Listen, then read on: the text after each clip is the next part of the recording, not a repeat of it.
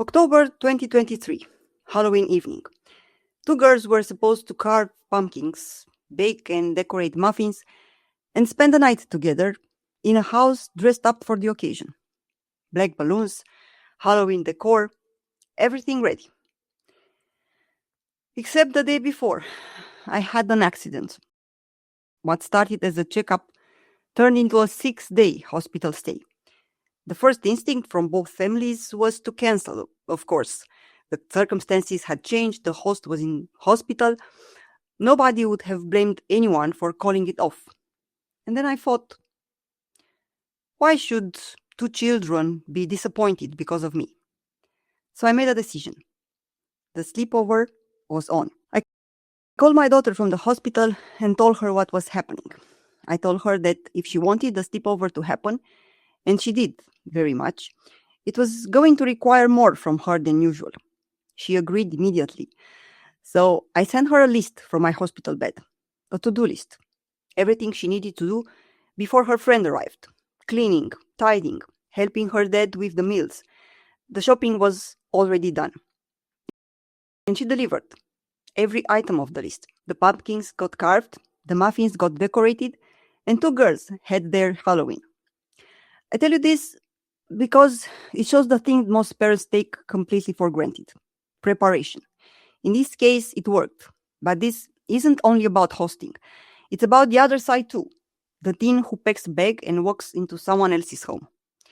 Here's what most parents assume: my kid knows how to behave. We covered this years ago. Brush your teeth, don't forget your stuff, don't be noisy, say please and thank you. Be nice. Except that was the childhood briefing, and it was enough at 7. It's not enough at 15, not even close. What's expecting of a teenage guest is a different thing entirely from what's expected of a child guest. And when a teen gets it wrong, people don't laugh it off and find it charming. They make a quiet decision not to invite them back, or it becomes the next day's topic in their circle. And your teen never finds out why. Today's episode is the updated briefing, the one that should happen before the bag gets packed, for the teen who's going and for the family that's receiving them. Let's get into it.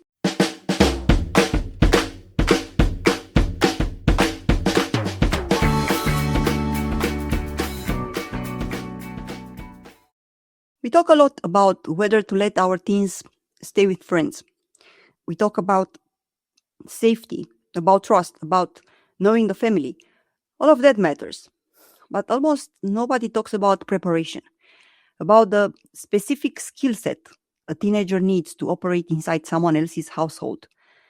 Their rules, their expectations, dynamics, without causing damage they don't even know they caused. Being a good guest is a skill, not an instinct. Not something teenagers figure out automatically because they're basically decent people. A skill, one that has to be explicitly taught before the door closes behind them. Because the cost of not teaching it is paid by someone else's family, and ultimately by your teens' friendships and their social reputation, which, as we covered in episode 4, is being built whether you are paying attention or not. So today we are talking about 3 parts: the sending parent, the receiving family, and what the teen actually needs to know. Part 1, the sending parent. Your teen is going somewhere without you. Your job starts before they leave. First, check what they've packed. A teen who arrives at someone else's house without a toothbrush, without clean clothes for the next day, without their medication, is immediately a burden on the host family. And a burden that was entirely preventable. Before they leave, did they pack everything they need? Go through it with them if you have to, as a practical check between two people who both want the stay to go well. Second, brief them on how to behave. This is the conversation most parents skip because they assume their teen already knows.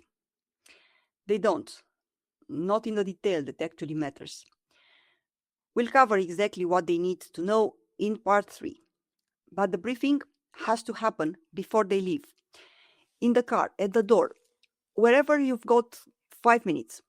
It's a specific, practical checklist, not a vague, be good. Third, inform the receiving family of anything relevant. Did your teen start a fever yesterday? Are they on medication, even something minor? Do they have a food allergy, a sleep issue, anything that affects their safety or comfort in someone else's home? Tell the other family before your teen arrives. Give them what they need to host well and to let them decide, honestly, whether they can. Fourth, establish the right level of communication. 1. Check in when they arrive. Did you get there safely? Is everything okay? That's it for normal circumstances. Meanwhile, if what you heard felt helpful, hit like and subscribe. It takes 2 seconds. It will help more parents find this, and you won't miss what's coming next. After that, you're just available. 2 texts away if anything significant happens. But you are not hovering. You are not calling every 3 hours. You are not sending your teen a private message that creates a parallel communication channel and quietly undermines the host family's authority. Here's the part most people get wrong. We talk about hovering like it's one thing. It isn't. There are 2 kinds, and they run on completely different engines. The first kind is distrust of the family. The checkings are really surveillance. Is she eating properly? Are they watching her? What time did they put her to bed? The anxiety is pointed outward at the people you handed your teen to. And your teen receives exactly that, a signal that the adults in charge can't quite be relied on. So they never fully hand themselves over to the experience. They stay half braced. They can't relax into being a guest because they've been quietly recruited as an informant. You chose this family. Let them parent in their own house. The second kind is the one nobody wants to name because it doesn't feel like hovering. It feels like love. It's the long goodnight message, the morning text, miss you so much, can't wait to hear everything. The running message of affection sent across a time zone. And it feels generous. It feels like connection going out. But the anxiety there isn't pointed at the host family. It's pointed inward. It's about the parent's own discomfort with the distance. And it's being routed straight through the kid. Because here's what that message actually is when it lands. A job. Now your teen is responsible for managing your feelings from another house, another city, another country. It's an emotional text. And teens are around other teens, so it's a public text. I've watched it happen. The flurry of declarative love messages from a parent became the joke of the evening among the kids because the neediness is legible from the outside. That message isn't for your teen, it's for you, which means the work is yours to sit with the distance on your own side and not make your kid the instrument you use to feel better. So, check in on arrival, be available for anything significant, and then notice which anxiety is doing the talking. Distrust of the family or distrust of the distance.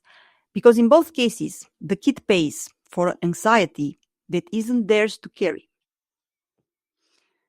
Part 2, the receiving family. Now, the other side of the equation, because hosting someone else's teenager is not a passive act. When another family sends their child to your home, they are extending a significant trust. They are handing you someone they love more than anything. The trust comes with specific responsibilities attached. So, first, the house needs to be ready, clean, tidy, fresh bed linens for the guest, a space that has been specifically prepared for this specific person. This is what I was managing from a hospital bed, making sure the house was in the right state for someone else's child to feel welcome in it. It matters. It's the first thing that a teenager notices when they walk through your door. and it says something immediately about how seriously you're taking their presence. 2. Incorporate the guest's way of doing things. Every family has rhythms, meal times, evening routines, the way things are done in a household. Your guest comes from a different household with different rhythms. Where you can, adapt. At minimum, acknowledge. We usually eat at 7. Does that work for you? We tend to keep phones out of bedrooms at night. Is that okay? Asking instead of assuming makes the guest feel considered rather than managed. 3. Bedtime and wake up time for everyone, not just the guest, all the kids. A consistent bedtime and wake up time that applies equally. So the guest isn't either disadvantaged, sent to bed while the host child stays up, or the reason all structure disappears for the duration of the stay. It also prevents the situation where your guest comes home sleep deprived, slightly unwell, and having spent 2 days in a house with no structure, which is what they'll report back to their parents, whether they mean to or not. Let me tell you how I learned where the guest sits in the food chain of household rules. My daughter was 10, maybe 11, and had a friend sleepover, Sarah. Perfect day. Then bedtime. I called it, they got ready, lights off, both of them tucked into my daughter's bed. And then they did what every child that age does. Absolutely not sleep. Shush, giggle, silence, giggle. It went late, then later. The whole house was awake because two children would not stop finding things hilarious. I went in and warned them twice. Come on, it's very late, stop talking, go to sleep. Total compliance for roughly 90 seconds, then back to it. So I gave up on diplomacy. I would just extract my daughter and bring her to my room so the rest of us could sleep. Now, important detail. My girl likes her room pitch black, shutters fully down. So I walk into this void, can't see a thing, and deliver my ruling into the darkness. All right, enough. Come sleep in my room. A figure rises from the bed, shuffles toward me, obedient and silent. And I'm thinking, wait a minute. Something is wrong with the dimensions here.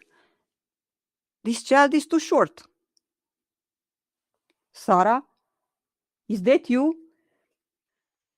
It was Sarah. She heard the mother issue an order in the dark and thought, well, that's me then. Got up, reported for duty. Her mom had sent her off with the standard briefing.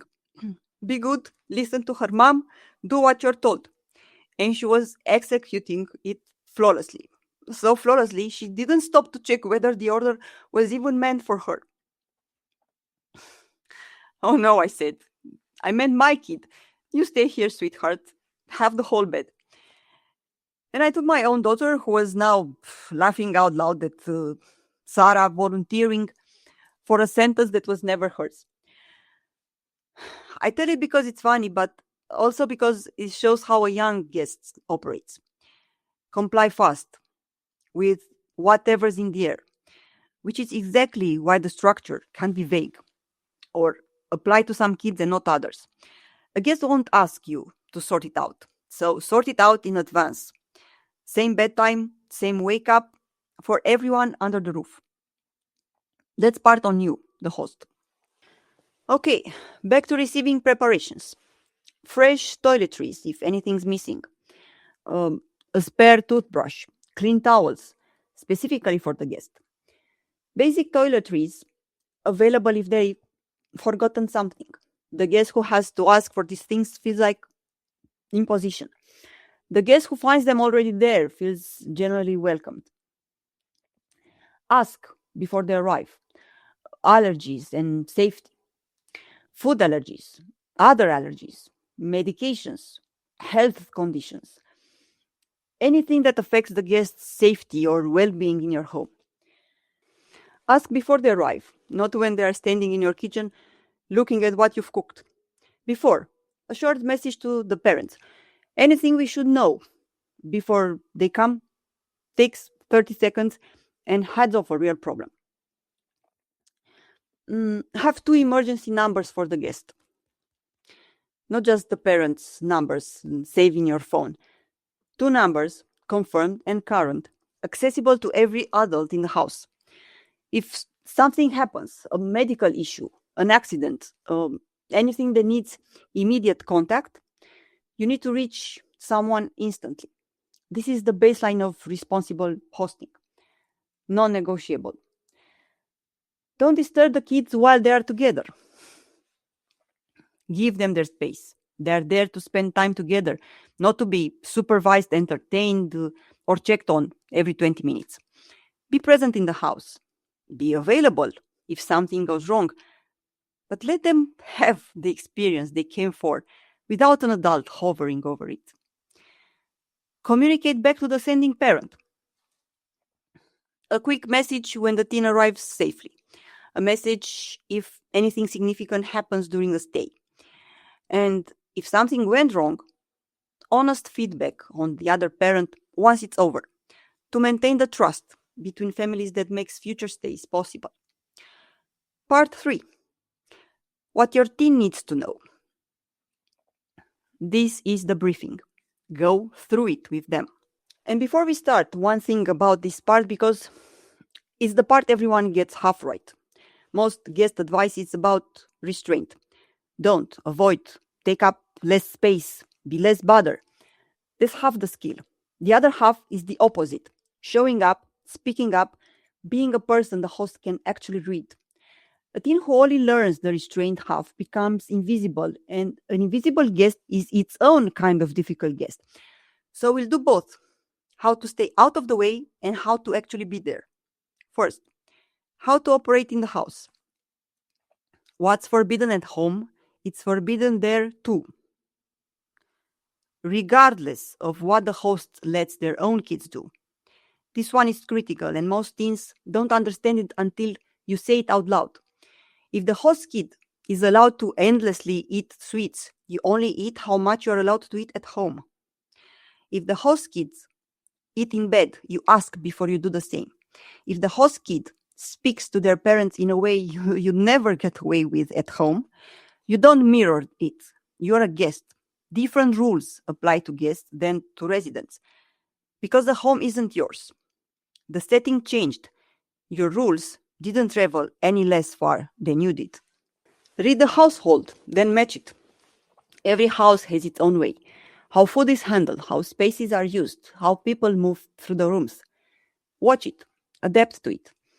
Don't arrive and start importing your own family's way of doing into everything. And when you adapt, mirror their good habits, not their worst ones. If the host kid leaves a mess and walks off, that's not your cue. You are there to represent your own family standards. Leave no trail. Your room, your bed, the bathroom after you use it, the kitchen after you eat. Wash the glass you used. Don't leave a trail of yourself. The guest who cleans the bath, washes their own dishes, and leaves the room the way they found it is the guest who gets asked back. The one who doesn't, isn't. Offer to help and mean it, with bags when you arrive, with the shopping if there's a shop run, with the dishes after a meal. You don't have to do everything, but offering tells the host family you see the effort they are making, and it gets noticed every single time. Now, how to actually be there. This is the half nobody teaches, and it's where the shy, polite, well-meaning kid quietly goes it wrong. Being easy to host doesn't mean being silent. It means being low maintenance and readable at the same time. Here's what that look like. Answer the actual question. When a host asks, "What would you like to drink?" or "Pizza or pasta?" give a real answer. I don't mean whatever easiest. I'm fine. Feels polite, but it just hands the work back to the host, which now has to guess. Having a preference and saying it is not rude. It's a kindness. Decisiveness is a form of good manners. It makes you easy to look after. Use your words, not your shoulders. Nods, shrugs, and one word mumbles, read as sullen, even when the kid is just nervous. Speak in sentences. Look at the parents when you talk to them, not only at your friend. The adults in that house are the ones deciding whether you come back, and they can only warn to a guest they can actually hear. Greet the adults and thank them directly, by name, if you know it. Most teens orient entirely to the friend and treat the parents like furniture. Walk in and say hello to everyone in the house. Say thank you to them when you leave for having you. It costs nothing and it's remembered for a long time. Ask out loud instead of guessing. Is it okay if I get a glass of water? Where should I put my wet towel? What time should we wake up tomorrow? Asking is the single most reliable way to not get something wrong. Another thing, say the real thing about food every time. This is the one place where speaking up isn't optional. If you're allergic to something, if something makes you unwell, if you generally can't eat what's in front of you, you say so clearly in the moment. Politeness never ever overrides I'm allergic to that. A host would much rather hear it than find out the hard way. How to handle the small talk now. Here's a moment everything gets hits and almost none of them are ready for. The parent makes conversation. So, how's school going? What are you into these days? How was the drive over? And the teen freezes, gives a one word answer, and an awkward silence drops over the kitchen. Small talk isn't a test, and it isn't fake. It's how adults say, I see you, you are welcome here. The job is just to keep the ball in the air for a few seconds. So, answer the question and then add one thing. Not good. Try good. We just started a film project, which is actually kind of fun. The extra sentence is the whole trick. It gives the other person something to grab onto, and it tells them you are easy to talk to. And then, and this is the part teens forget exists, ask one back. How was your week? Have you lived here long? Did you make this? It's really good. Conversation is a rely, not a serve. You don't have to be charming or funny. You just have to not let it die on your side of the net. One more. If you generally don't know what to say, honesty is perfectly good move. I'm rubbish at this, but thank you for having me is warm, human, and disarming. How to treat the people. Be polite to everyone, regardless of how they treat each other. Every family has its own dynamic. The way they talk to each other, the inside jokes, the tensions, the habits that only make sense from the inside. You are not part of the dynamic. Be polite to every member of the house, parents, siblings, grandparents, whoever's there, no matter how they speak to one another. Your standard doesn't drop just because theirs might be different. Don't criticize, mock, or laugh at any member of the family. Not to their face, not behind their back, not to the host kids about their own family. Even if the host kid is doing it, you don't join in. You stay neutral or you change the subject. What happens in that house stays in that house. The family dynamic you saw, the argument you accidentally overheard, the thing a sibling said, not for sharing, not with mutual friends, and not even with me, your parent, as a casual debrief. The mirror of that rule holds too. Don't hand your host family a detailed account of what goes on in ours. Your family's private life stays private. Theirs does too. Don't embarrass the host family in public. If you go out together, as a restaurant, a shop, anywhere, you represent the family you're staying with as much as your own. How you behave reflects on them, so behave accordingly. Handle conflict quietly. Friction happens between teenagers, but conflict that plays out in someone else's home becomes someone else's problem to manage. Handle disagreements privately and like an adult. or bring them to a parent if they genuinely can't be sorted out between you. Before they go, the three things that matter most. If the whole list is too much to lend before they walk out the door, give them these three. Everything else hangs off them. Don't do what you wouldn't be allowed to do at home. The setting changed. Your rules didn't travel any less far than you did. If something's off limits in your own house, it's off limits in someone else's. Pause before you react. You are a guest in someone else's normal. Different food, different noise level, different way of doing ordinary things. So when something lands oddly, don't respond on impulse. Take the beat. Most things that feel like a problem in the moment aren't one. Be polite and be present. Respect that house, respect yourself, and respect ours. Greet the adults, answer their questions with a little more than they asked. Say thank you when you leave. Being a good guest isn't being invisible. It's being easy to host and easy to talk to at the same time.